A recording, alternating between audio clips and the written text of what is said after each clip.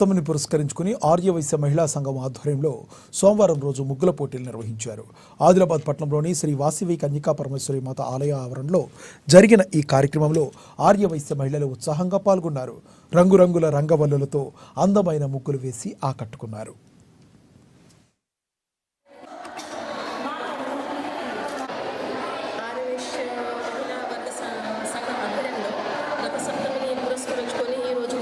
జరిగింది కన్యకా పరమేశ్వరి ఆలయంలో.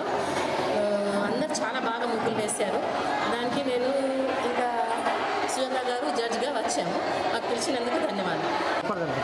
ముగ్గులు వేయడం అంటే ఒక కళ, అది అందరికీ కుదరదు. ముగ్గులు ఎట్లా తింపుతామో అట్లనే ఆడవాళ్ళు వాళ్ళ ఇంటిని కూడా అట్లనే చదువుకుంటారు. తిప్పుడు ముగ్గు అంటే అన్ని సిచ్యువేషన్స్లోకి వెళ్ళి వాళ్ళు బయట వెళ్ళాలి, ఎట్లా అన్నీ నీట్గా ఉంటుందో అది వాళ్ళ జీవితాన్ని కూడా రిప్రజెంట్ చేస్తుంది.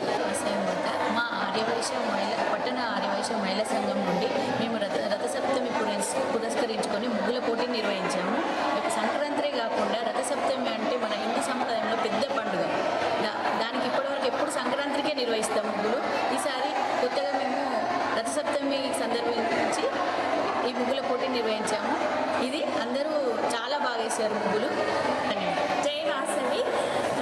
ఈ వాసవి కన్యకా పరమేశ్వరి టెంపుల్లో రథసప్తమి సందర్భంగా ముగ్గుల